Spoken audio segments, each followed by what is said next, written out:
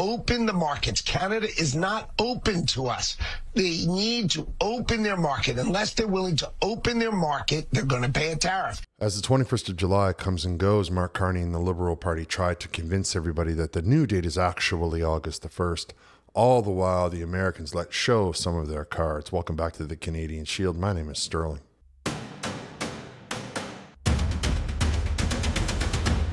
Regular viewers of the Canadian Shield know that I have stated from the outset, Mark Carney and the Liberal Party are not capable or competent enough to deal with Donald Trump. They don't have the experience, they don't have the Constitution, they don't have the fortitude. Further, I have stated that I don't believe we're going to get a tariff-free deal because anything that would be manufactured in Canada tariff-free would only invite businesses into Canada because they can manufacture it in Canada, and then rather than pay the tariff from their home country, they're going to be getting it tariff-free from Canada. Now, that could be that I've spoken a little too quickly on that one because in the last couple of days, the Americans have sort of let slip what actually is being held up. Let slip what's actually the problem. And the problem is not that Canada is being tough, as you heard some of the mainstream media try to talk about. It's that the Americans have want a fundamental alteration to the CUSMA agreement, the treaty. I'm going to let you hear a couple of statements from, or at least a statement. I'll start with a statement from Secretary of Commerce Lutnick, who's going to sort of hint at part of the issue. And that is going to be a clue, however, for those of us that are able to look through that and understanding what it is that the Americans are hoping to gain or gather from this negotiation. And we can see now that though 75% of the products that we import into this country and 77% of the products that are exported into this country involve the United States, the Canadian government is more concerned about having control over the status quo than they are about fixing the problems and improving the lives of Canadians. We have a plan called USMCA, US-Mexico-Canada Agreement. Virtually 75% of all goods coming from Mexico and Canada already come in tariff-free. The president said, look, unless you stop this fentanyl and close the border, we're just going to keep tariffs on the other 25%. And that's what he has on. So don't be confused about it. The president understands that we need to open the markets. Canada is not open to us. They need to open their market. Unless they're willing to open their market, they're going to pay a tariff. That's a simple message the president has. It's fair trade. It's reciprocal trade. Why should we have our country be wide open while theirs is closed? This is an 80-year wrong that President Trump is trying to fix. Trying to fix it for 80 years, indicating that he has been trying to fix it since the end of the Second World War, where Canada was providing a lot of raw material, and the trade negotiation or the trade trend and tradition started at that time. Now, that's a different video. What we did hear from Secretary Lutnick was they are not happy that Canada keeps the market closed down through much of the CUSMA arrangement. And so they are looking at renegotiating the CUSMA arrangement. And if you are not interested, if you want to keep it at the status quo, then we will tax all of the other things that we talked about, steel, aluminum, and cars, as we like. Eventually, CUSMA will need to be renewed. And at that point, we will sit down and discuss it. We ought to be trying to reinvigorate the U.S.-Canada-Mexico agreement. And all of my colleagues share that view. The USMCA, which I thought was very instructive, she says we have a framework within that we wish to operate. We have the frame, we need to make it work. But we do think that the framework of the USMCA gives us an opportunity to kind of, in one framework, come together and improve on something that was a great bipartisan success. I do think it is important we reinvigorate the USMCA and work within the confines of the agreement that we've already negotiated, but we need to make sure that as we move forward, both Canada and the United States are getting what they need out of this agreement. So there's a little bit of the playbook being revealed. right? They want the Kuzma arrangements to be changed. And what do they want changed most of all, you may be asking yourself? If the products that were coming into the country are already covered, what's the problem, Sterling? Well, the problem from the American point of view is that these products are coming in at limited quantities. They don't want limited quantities. They don't want to know that the 1,001st bottle of milk coming out of Vermont will all of a sudden be 400% tariff. They don't want to know that the ice cream coming out of New Hampshire is all of a sudden going to hit 1,000% tariff. They want to know that they can come through with their full steam ahead. They don't want because that's how the Kuzma currently works. You're allowed to have a certain amount, and then after that, everything after that is hit with certain, like every level, there's levels, and every level that it increases, the tariff and the penalties increase. This is how the Canadian people, the Canadian government controls the supply of all of the stuff that comes into the country. Because if for whatever reason they begin to allow Americans to sell their milk at the prices that the Americans can offer it to us, then the guys in Quebec will start to lose their mind because they're going to see that they have to sell the milk at less money, right? Or the dairy farmers in Ontario probably will do the same, though they seem Quebec is the worst one in the country. Trust me on that. They're very they don't want a drop of milk coming out of the United States into nothing, not cheese, nothing. They don't want it coming out of Ontario either. So it's not like they're picking on the Americans. They just don't want any dairy sold inside of Quebec that's not made in Quebec. And of course, as we all know, they dump millions of tons of milk down the drain rather than sell it to the people at a discount. Of course, this is the kind of thing that the Kuzma is already looking after, these limitations on the products that are coming in, and that's the thing that the Americans want to be gone. Those four senators were all saying the same thing in that 10-minute press release. And we couple that with Secretary Lutnick's comments, and we can see that this is a theme that's coming out of the bosses, right? They want Trump and all of the individuals inside of his inner circle want these limitations to the Kuzma released, and they're quite willing to wait until the Kuzma expires. And if Carney waits until they expire, we will be completely and totally at the mercy of the Americans at that point. Of course, for me and you as Canadians, allowing the Americans to come into our market. We have no problem allowing the Chinese and the Indians to flood our market with their inexpensive tariff-free foods. Why would we have a problem with the Americans doing the exact same thing? Now, I get some people say, well, they use this kind of steroid, they use that kind of steroid. You know what? I've read a lot of horror stories about the stuff that you put in food coming out of Asia as well, China specifically. In addition to that, they got one senator running around, the Kennedy guy running around the United States cleaning up all the food, removing the dyes, removing the hormones, removing all of those things, making the food more on par with the way that the Europeans manufacture it. So we can say that perhaps we should be looking at how we will only allow limitations off food that does not have these particular additives.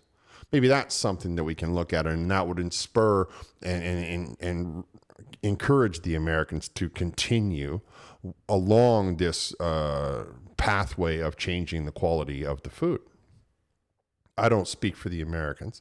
I do understand that you and I as Canadians, we could really use a break on the food. I mean, I find it more than infuriating that I can buy Chinese-made grown mushrooms in the grocery store by the can for less than I can buy fresh mushrooms grown. I live in Ontario, so grown in Ontario. I find that to be very infuriating. I find it very upsetting that I can't buy a farm fresh grown tomato from Ontario for even the same price as the food that is coming out of Mexico, where there are subsidies, where they put the thing ripens in the back of a truck that gets hauled across the continent. Flooding the market with inexpensive American food allows for the Canadian government to remove all of the things that cost the individual farmer in Canada, and can now allow Canadians to buy Canadian food at a reasonable price. Because if given the choice, if you say, here's an American tomato, here's a Mexican tomato, and here's a Canadian tomato, they're all the same price, or one is only maybe 10 cents, you can pick as you like. And I believe that Canadians will go with the Canadian product. I especially believe that of the dairy. Now, we already buy a lot of a manufactured American dairy. However, like ice creams and stuff like that, though we do have some very good ice cream manufacturers in Canada. And I would encourage you always to buy Canadian produce and food whenever possible. Nonetheless, I'm just using food as an example. I am sure there are other things, though food is certainly going to be the number one. Of course, as I said, now we have the other advantage for Canada, because these grocery stores, which are in bed with all of the farmers, which are in bed with all of the monopolies and the supply chain, well, they won't buy the American stuff. They simply won't order it. So then the Americans will come up with their money and they will rent and create their own grocery stores. They will put in locations that will sell only their products, much like Walmart or much like Costco. So now we are in increased competition. That's more jobs. That's more economy stimulation. That's a lot of things. Of course, it will upset the monopolies in Canada, but will it upset me and you? Will you really care if you can get the food at half the price, meaning that your bottom line and every month that your children are fed, that you're fed, and you still have a little bit of money to buy those shoes, a little bit of money to repair the car, a little bit of money to save for the vacation? Or will you tell yourself, no, I don't want any increased competition? Because the Liberals were running all up and down the country when Philip Champagne last year and screaming that he's trying to invite the American grocers up into Canada. It will increase competition.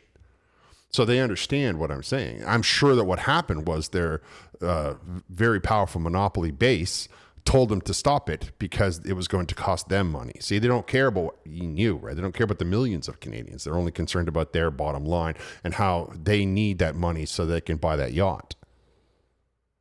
You and I need food more than they need a yacht. That's my position.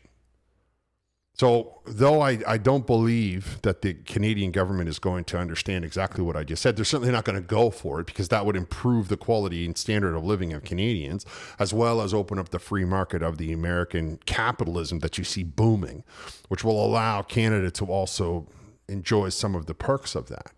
Of course, when you're on the far left, that's the kind of thing that terrifies you.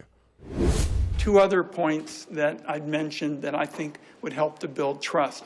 We talked about the digital services tax. You all, to your credit, said you're not going to collect it. I asked that Canada move as quickly as possible to get a law passed in Parliament, making sure that it's gone permanently. The Prime Minister was receptive to that. He said he would get on it in the fall. In our part of the world, softwood lumber is enormously important, and we asked about how we could make progress on dealing with that issue, which has been an irritant between the United States and Canada for decades and decades. And I think we now have a clear idea of how to proceed, and that's to build around some sort of quota arrangement. And the Prime Minister said he was open to that. Yeah, I'm sure Carney is wide open for that. Probably resting on his elbows. Of course he is going to give the Americans whatever they want. I told you from the beginning. He doesn't have the cards. We can't win a trade war with Greenland, never mind trying to win one with the United States of America. And anybody who casted their vote thinking that it was going to be better with Carney at the helm made a mistake. However, here we are, and the Americans have just said straight out loud that not only do they have a problem with the quotas on the CUSMA agreement, they believe that they can give a quota to the softwood lumber in the coming out of Canada into the United States, and they're not going to tolerate the digital sales tax at all. Of course, some of the problems that we have with the digital sales tax is we don't encourage Canadian industry. So because we don't encourage Canadian industry, we don't encourage Canadian education, we don't encourage those kinds of businesses to get off the ground, all of the best and the brightest get their education in Canada, and then they run down to the United States and start to write code and do all of the operations and look after those kinds of things. If we were to get some up and running, you have to realize that it wouldn't matter in the end anyway, because the American tech companies, Facebook is the best example. How you get a page up and running, say WhatsApp, and I believe Mark Zuckerberg comes in with a gigantic check and buys that up, or Instagram. buys that up, and they all do it. I mean, that's just business. That's just industry, how they do that. So you can see that the digital sales tax was only ever going to be a cash grab, and it was only ever going to cost me and you an additional 3% on advertising. So it's better we don't have that. Of course, he doesn't understand the way the parliamentary process works, and you have to have the bill repealed, and who knows how that will play out in the House of Commons in 2 or 3 more months. Nonetheless, he also mentioned the softwood lumber problem, which has been a problem for many years. And here's the crux of the problem, okay? In America, buddy got to buy the land, and then he can cut down all the trees, and he can sell off trees, and everybody can make money off those trees, and then he got to replant the land. He's got to wait X number of years, and then it'll grow again. Cuts them down, continues, and so forth. In Canada, most of the land is owned by the Crown, right? So when you got a guy who's got a cutting down trees to sell it for profit, well, he didn't have to pay for the land. He got a grant. He got a permission to cut, a permit. And so even it might have cost him a little bit, it didn't cost him anywhere near what they call in the United States stump fees. So a lot of these Canadian companies, what they do is they sell the softwood lumber, then they take their money and they buy land in the States, and then they try to circumvent the system that way. Of course, the softwood lumber is a problem that runs all up and down this country from coast to coast, and it's not going to go away, especially with Donald Trump opening up cuts that he's permitting in national parks and all kinds of things like that. Canadians need to realize that we have this abundance of wood, and yet we allow IKEA to come in, probably tariff-free, I don't know that, but and sell all of their pine products when we're not buying Canadian lumber. Where you got housing issues, and the government that we have doesn't want to use the lumber to build those houses, of course, because they want to supply and manage it, right? Meanwhile, 94% of this country is covered by this timber. We could be cutting it down left, right, and center. We could be, giving that to it's better off to give the builders of the houses this lumber for free so that they can cut out the whole bottom of the cost. I mean, what's the material cost in a house? It's got to be considerable, right? So if we were to flood the Canadian market with inexpensive lumber, we would spur a growth of building that we haven't seen since the end of the Second World War. People often forget that 10 years ago, a 2x4 was $2, and now it's like $9, and that kind of thing. Never mind flooring. Holy moly, the sheeting, the price on sheeting is through the roof. So our Canadian government could be selling this product. We could be stirring that industry and getting those jobs, selling it domestically because there's a need for it domestically. Why do we not have immediate competition with IKEA? Why do we not have all of those tabletops and all of the things that IKEA sells? Good quality, I get it, and all that stuff. But they're just cutting down the lumber they got in their home country or wherever they're sourcing their lumber from. So why would we not have this as an industry in this country? Because the Canadian government shut it down. Because the Canadian government put regulations and put prices and put things on it to make it impossible. So what do they do now? Well, they go down to the States, they take that lumber from the States, they make the product, and they try to sell it back and made in the USA. So we didn't get the jobs, and now we don't even get the benefits of the. I mean, it's absurd to think about the amount of ripples, the regulations that are put on by the liberal in name only government, and how that impacts our everyday, how that impacts our daily lives. The cost to our furniture should be half. The cost to the buildings of our houses should be half. Of course, they don't want you to necessarily have access to all of these things because then you will be independent from them. And that, like I said earlier, scares the far left to no end. Well, I think what you've got is you should assume that the small countries, the Latin American countries, the Caribbean countries, many countries in Africa, they will have a baseline tariff of 10%. And then the bigger economies will either open themselves up or they'll pay a fair tariff to America for not opening themselves up and treating America unfairly. So what the president's view is, and what she's instructed me to do, is say, look, if you're willing to open yourself up and really open your economy to American business, to ranchers, fishermen, farmers, and businesses, then of course we'll make a better deal with you. But if you're going to keep your tariffs and your tariff barriers holding us down, then of course it seems fair that you should pay a tariff to do business with the greatest customer on earth, the American consumer. Well, I think that pretty much sums it up. If you are a nation that doesn't really have a massive economy, it's a 10% tariff. If you're a country like China or Canada or Great Britain with all of this, Germany with all of this manufacturing and all of this potential to have a lot of sales and a lot of imports and exports, well, you're going to either open up your market wide and allow us to come through with our product, or you're going to be paying us a tariff. And in some cases, you're going to be paying the tariff and you're going to open your market wide anyway. For example, all of the countries I just listed, right? China pays a tariff, and Vietnam is paying a tariff. Americans are not paying a tariff. Which for those countries is what it is, what it is. I want to talk about how that Canada can benefit from this kind of thing. The standard of living, the quality of life, that's what we need to be looking at. And I don't believe Mark Carney has those in his interest. Like, he doesn't care about that. If he did care about that, we would have corrected course years ago. We would have corrected course. He would have put the primary importance on the standard of living. His values wouldn't have been about making money off of the green fleece. He would have been making, instead of trying to make money and demanding that airplanes put in ethanol, he would have been worrying about making sure that the square footage on an apartment is less. I don't believe for 1 second that he cares about the outcome of these trade negotiations in the way that you and I would care about them. I don't think that you and I care one way or the other as long as we can get inexpensive quality food and a decent place to live, that our economy will improve. And the Liberal government is staring down some very drastic changes to this culture. There's no way around it. We are never in any way, shape, or form going to be able to accommodate or offset what we what we make off the American economy we would have to do trade at such a volume with almost every other country on earth, all of those countries of which are trying to do trade with the Americans. It's that kind of money that we're talking about. In addition, you can't get it to these other countries in the time. I can get it from Yukon to Miami to Florida way faster than I can get it from Vancouver to India, or get it from Halifax to Great Britain.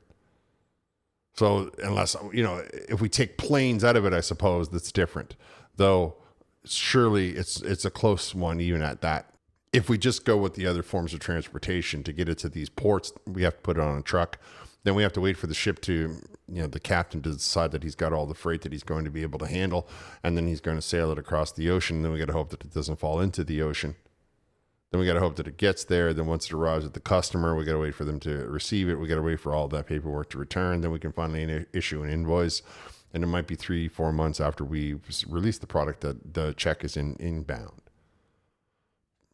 By contrast, we can make it in the Yukon, put it on a truck, and just drive it 24 hours a day till we hit into the States.